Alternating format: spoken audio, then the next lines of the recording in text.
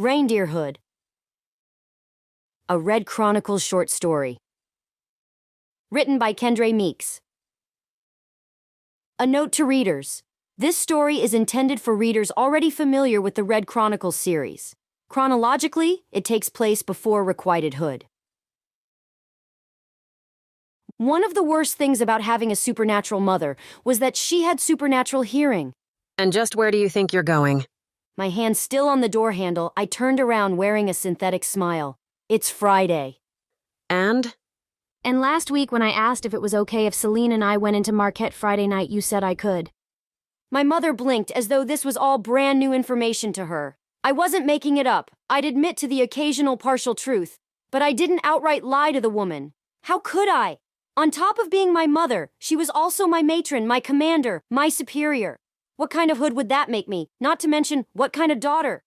And what business would you and that Huey have clear over in Marquette? There it was, the loathsome condescension my mom had for anyone not blessed enough to be born supernatural. The fact that hoods existed to be a buffer between humans and wolves only proved to my mom our rightful place in the pecking order. The only thing worse than my having Huey friends would be if I ever got close to the wolves. Wouldn't Geri Kline blow a gasket then? I sighed. We're going to see the Christmas parade and do a little shopping tomorrow. We'll be home tomorrow night. Christmas parade? Brunhild pulled off the latex gloves she always wore while washing dishes.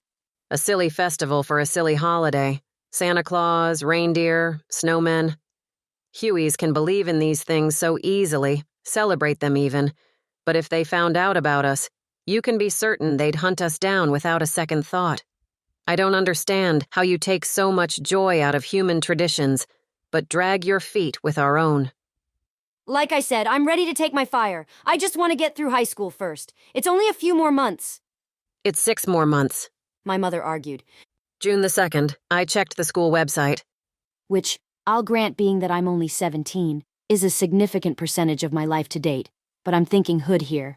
Papa says some nascents take months to adjust to their awakened powers after they take their fires. I don't want to deal with that prom and finals all at the same time. Her eyes bulged. Prom? That's worse than a parade.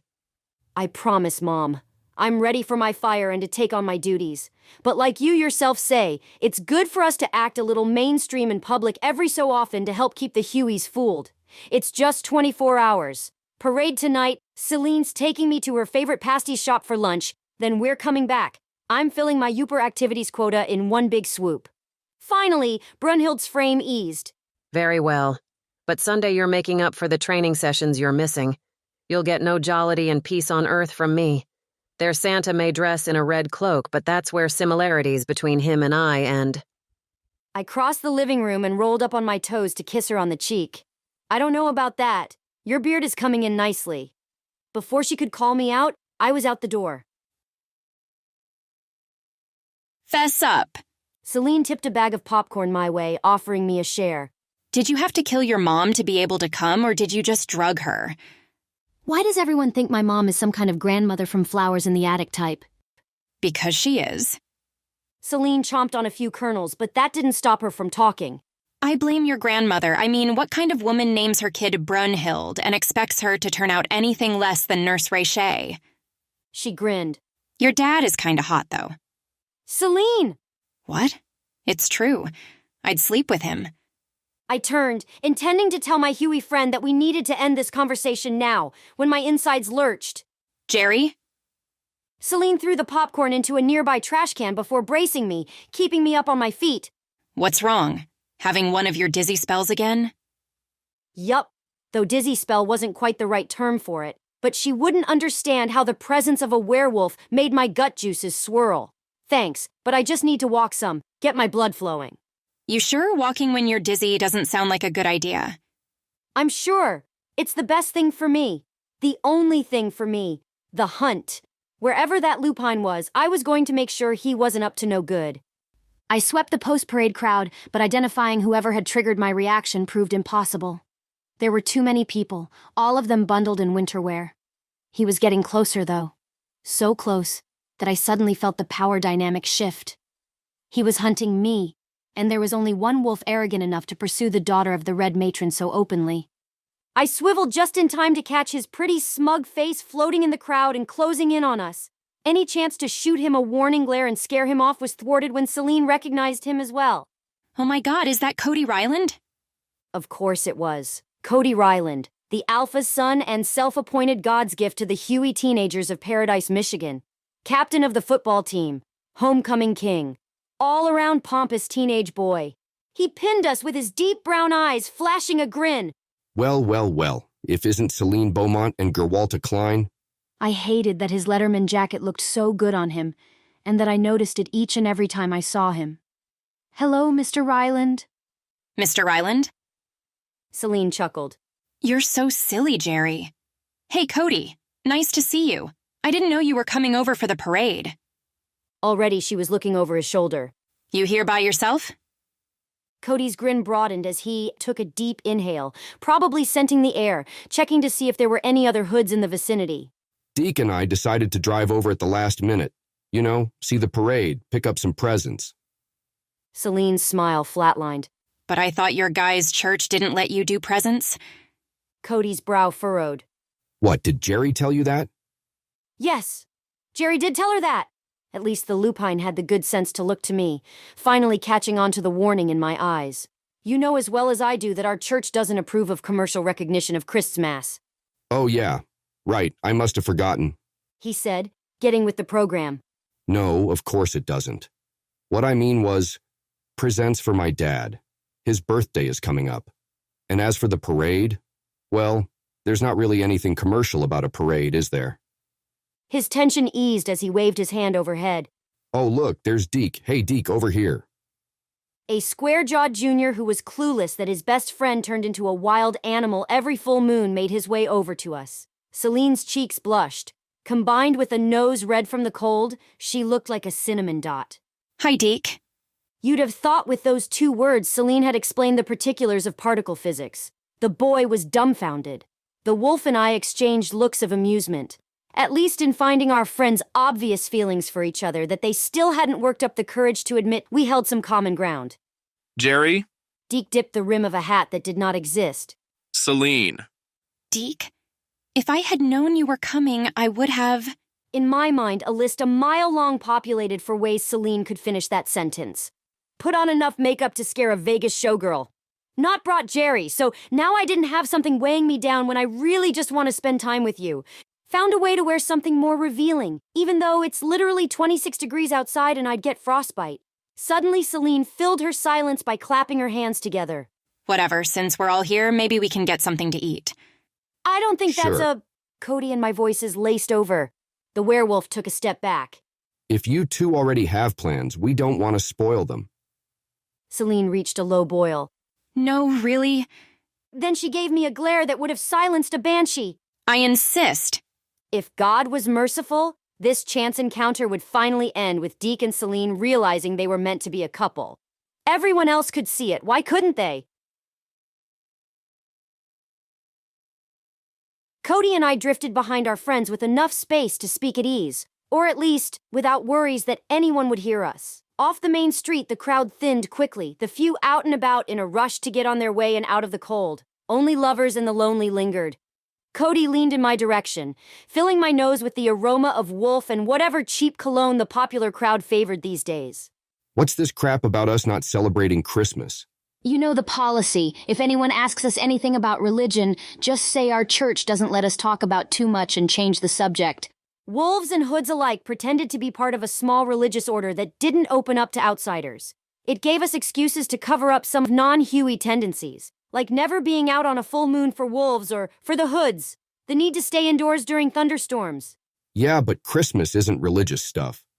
I know you're masquerading as a jock, but you want to think about that one again? You know what I mean. Am I really supposed to pretend like I don't have a tree up at home or that my mom didn't bake 5 dozen cookies yesterday? 5 dozen? Did she make enough for the whole pack? His voice grew husky. Wolves have voracious appetites in all ways. If there was a merciful God, the werewolf didn't hear my pulse quicken. Come on, Little Red, what's the harm in it? I ground my teeth.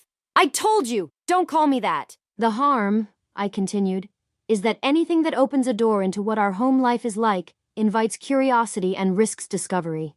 Besides, it isn't a total lie. It is, unless you guys actually do nothing. My non-reaction was all the response I needed to give. Well, shit. Cody smacked a hand on his forehead. You've got to be kidding me. Not a single stocking? Not even those construction paper ones Mrs. Jackson had us make in first grade. Dude, how do you hoods even survive with that permanent stick up your ass? Is there, like, some medication you take? I let the insult slide. It wasn't the first time I'd eaten a wolf's curses, and it wouldn't be the last. So, like, you never even had a tree? What part of none don't you get? Oh, that's right. You're a wolf. You always get none. The alpha's son grinned. Ha ha ha, I get it. Because we don't hook up because of the whole mating bond thing. How original. But speaking of hooking up, He pointed to the couple walking in front of us. these two ever going to just get on with it? Damn, it's annoying. Hueys get to love and lose without a cap. Why wouldn't you just admit your feelings for someone and try to see if you can build a relationship? If it doesn't work out, you can always break up. At least we could agree on that. I know. Celine has a whole notebook under her bed at home where she's practiced signing Mrs. Celine Beaumont. Cody's face screwed up. But that's her name. I shrugged. She doesn't plan on taking her husband's name, but she insists the Mrs. is like a hashtag saying you're not single. Hueys are odd creatures. Cody just shook his head. I hope they figure it out soon. I'm sick of having to listen to Deke's belly aching. I pushed forward. Maybe it will if you believe in Christmas miracles. But you don't, do you? I'm a hood. I don't believe in anything I can't see, hear, or stab through with silver. I'll be sure to remember that. Then, after a second, he laughed to himself. Oh my God, why didn't we do this before? Geri, you're going to do me a favor. Just go with it. I'll make it up to you later. My face screwed up. Go with what? What are you... The werewolf spun on me, his voice shooting up several decibels. Stop talking shit, Geri. His eyes raged, his fists balled. Cody Ryland, for reasons I couldn't understand, was pissed. Which, of course, meant I was pissed. What in the hell are you talking about? Stop saying that your friend is too good for my friend. Deke could have his choice of any girl in the whole UP. Why would he want Celine? Cody's hand jabbed the air in the direction of the couple walking in front of us. Or, it turned out, the couple who had stopped walking and had spun to see what all the commotion was about. When did I say anything like, I mean, it's not like Deke likes her anyway. Cody interrupted. You're just wasting breath saying he shouldn't bother. Suddenly, Deke's voice joined in. What? No, I want to bother. The wolf was brilliant. Still a wolf, but brilliant. I crossed my arms over my chest and mocked annoyance. Celine's too good for Deke. Like anyone, literally anyone would be better. Hell, even you'd be better. The mark hit beneath the belt, and I had a hard time telling if Cody took the comment at face value or not, which made me feel bad. Why? Celine's boots crushed the already packed snow on the sidewalk as she ran to us. Geri, stop. You know I think the world of him. I love Deke. Deke scooted to her side just as she'd said his name. His focus shifted from his best friend to mine. Did you just say you love me? Celine's mouth flopped like a docked fish. It's, a little? Deke shot to cloud 9 in a heartbeat. Many heartbeats, actually, as even I could hear the uptick in his pulse. Good, because I love you too. It shouldn't have surprised me that he kissed her then. Or she kissed him. Actually, they just sort of seemed to both be guilty of making the moves. Cody and I got really busy looking at the sky or the ground or anything but them. Finally, after some moments had passed of Celine and Deke's oral surveying, they remembered that they had company. So, Deke looked to Celine, then to me. can I borrow her away from you for a while, Geri? I think Celine and I need to talk. Yeah, right. Talk. Sure, I guess I can. You and I could go get something to eat. I turned my most acidic glare at the werewolf. He shrugged. I promise I won't bite. Well, I mean, I'll bite the food, but I promise to leave you alone, just as long as you don't, stab me with a fork or something. I wanted to call him out on his stupidity, but couldn't think of a way not to raise questions with the two Hueys beside us. No, thank you. I think I'll just go to the coffee house and read on my phone. Come find me when you want to head back together, Celine. Good night, Deke, and goodbye, Cody. I shoved my hands into my pockets and walked away. Because Paradise's upper division school was also attended by 5 lupines of various ages, my senses were always heightened to their presence. Between that and the general hubbub of students shuffling around, I wasn't aware Cody Ryland was standing behind me at school until his hand settled on my shoulder. Aching muscles be damned, I reached back for the handle of the small dagger I always kept concealed in my braid. The werewolf grabbed my hand. At ease, little Red. Stop calling me that, please. He let go his hold as I spun. You're really sensitive about that, aren't you? Is there a reason I shouldn't be? I pulled my chemistry textbook into my chest. You know who she was and what she represents. Would you like it if I started calling you Big Bad Wolf? His eyes lit up. Kinda sexy when you say it. Could he ever leave one opportunity for innuendo unseized? If I could wield silver... But you can't. Not yet. One day, Cody Ryland, that will change and you'll be sorry, I thought to myself. I closed my locker, keeping my voice soft enough that only soups like us could hear. What do you want, Wolf? Just to say thank you. For the last 2 weeks, I haven't had to listen to Deke's griping about his unrequited love. Operation Trapped into telling the truth through fake insults was a success. Great. Glad to hear it. As I turned to go, his hand wrapped gently around my wrist. Geri, wait.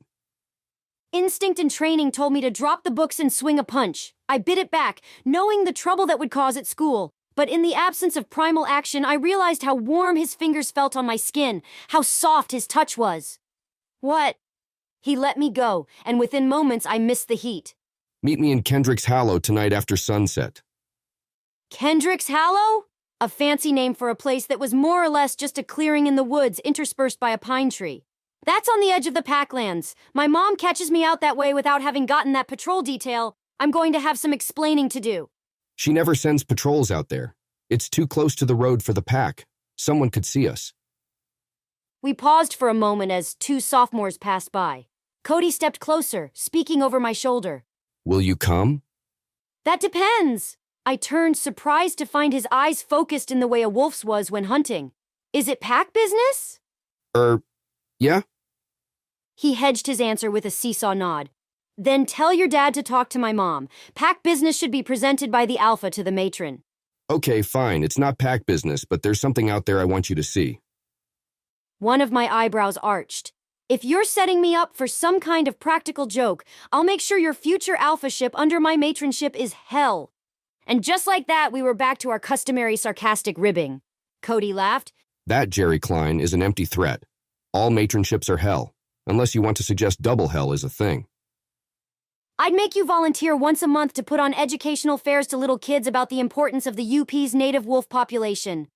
Now see, that's a threat. I promise no surprises. Just be there at 8 o'clock sharp. I owe you after all. Fine. At 8:15, I understood why one of my mother's catchphrases was, "A wolf can only be trusted as fast as you can run."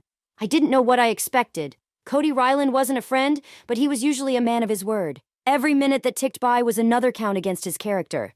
Just as I stood and prepped to trek my way 2 miles back across the forest to home, the wind shifted, and with it, the lurch in my stomach told me a wolf was nearing. A minute later, twin headlights pulled parallel to my position before extinguishing on the side of the road some 50 feet away. I'm sorry. Cody's voice reached me before he did. The new moon overhead didn't help illuminate his silhouette ringing through the few trees between us. I'm late, I know, and I'm so sorry. You said 8 o'clock sharp, Cody Ryland, and it's now... I checked my phone. 8:19. I know. He came to a stop a few feet away, putting down a paper grocery bag. Finally close enough for my hood eyes to discern, I was surprised to find his face all flush. And like I said, I'm sorry. Uncle Rick came over to see my dad, and those two just wouldn't stop talking. I couldn't sneak out of the house any sooner. Something about that set off alarm bells in the back of my head. You snuck out of the house to be here? Why? What are you trying to keep secret? Secret's not the right word, just His hand raked through his brown hair. private. I cocked a hip. What between you and me would need to be private? Patience withered, making him fold his brow. Damn it, Geri, why do you think you and me are so different? Why are you always treating me like the enemy? I threw my hands up into the air. Hello, Hood, Wolf. I'm the daughter of Red Matron, and you're the son of the Alpha. We were born enemies. We were born at the same hospital, grew up in the same town. We go to the same school and have the same friends and even drive the same kind of car. Consequences of proximity, nothing more, I argued. He had not come back for that, though. Well, get on with it. You said you owe me, which, by the way, I don't agree with. But I know your kind's the kind that don't like to be in anyone's debt, so get on with it. He lifted the bag back off the ground and pointed to the left and behind me. It's over there. Curiosity had lit a flame in me that drove me forward. I turned and took about 30 steps. Okay, stop. It's this one right here. I looked all around me. There's nothing here but a little pine tree. If you seriously brought me out here just to see a pine tree, then I'm... A click, a pop. Lights of every color twinkled, looking like fairies dancing among the branches. The snow on the ground underneath became a patchwork of illumination as the bulbs shifted, blinking across the rainbow's spectrum. As my eyes adjusted, what at first appeared to be baseballs took on a metallic twinge, revealing themselves as ornaments. Wide-eyed, I turned to the wolf. A Christmas tree? No, it's a Cornish hen. Of course, it's a Christmas tree. I know only... Why is it a Christmas tree? I mean, why is it here? How are these lights even on? There's no electricity out here. They're solar. That's why we had to be out here soon after sunset, so the energy wouldn't run out before you got here. But something about this still wasn't making sense. But why did you do this? Cody's eyes went to the ground. I mean, well, obviously for you. Was he insane? What am I going to do with a Christmas tree planted out in the middle of Kendrick's Hollow? The alpha's son barked out a laugh. I don't know, maybe enjoy it? Come out here when you want, be happy. Christmas is my favorite time of year, and when you said you guys don't do anything, it made me sad. Oh, and that's not all. Wait. He reached a hand down in his bag, pulling out a box about the size of a chalkboard eraser, covered in red paper. There you go. Something inside thumped as I turned it over in my hand. What is it? It's called a Christmas present. You open it. Suddenly, something about this felt all off. I pushed the box back into his hands. I can't accept this. I can't accept any of this. I don't even understand what's going on right now. Letting his bag drop to the ground, Cody stepped in closer, lifting the wrapped box between us. What's going on is that I've decided we're going to be friends. We are? Yes, we are. Lifting my hand, he placed the box on my open palm. We're supposed to hate each other, but darn it, I don't hate you. I do find you to be the most annoying person in the world sometimes. But now, your best friend and my best friend are dating, so either we have to see a lot more of each other or a lot less of them. I'd rather have you be one of my friends instead of the reason I lose one. So, I'm what? A friend of convenience? Look, I promise. When we're around Celine and Deke, I won't be such a bitch. But you can't expect that you and we could never really be friends, Cody. You know that. Fine. Stepping closer, Cody ate up the distance between us, his hands planted on the side of my face, lifting my eyes to his. If you don't want to be friends, we'll just have to be more than friends. I had a bag full of words ready to throw at him, but they all flitted away the second his lips met mine. The wind danced fingers over the forest, picking up a few flakes of snow to lash across our faces, but the sudden heat between us melted them all upon contact. Kissing was everything I'd imagined it would be. Thrilling, warming, wet, and weakening. Especially weakening. Thousands of years and hundreds of reasons yelled at me to pull back, but each one of them drifted away on the breeze with the only reason I needed to let it happen. I wanted it to. He pulled away, his eyes dashing between my mouth and my eyes. Geri, say something. My mouth curled into a stupid grin. You're a good kisser. He rewarded my compliment by pressing his lips to mine again. Open the box, Little Red. No, that would mean pulling away, and that was the last thing I wanted to do, but not ready to say I'd rather just kiss him again. I did as asked. The shiny pipe reflected against the light twinkling above as I held it at eye level to get a better view.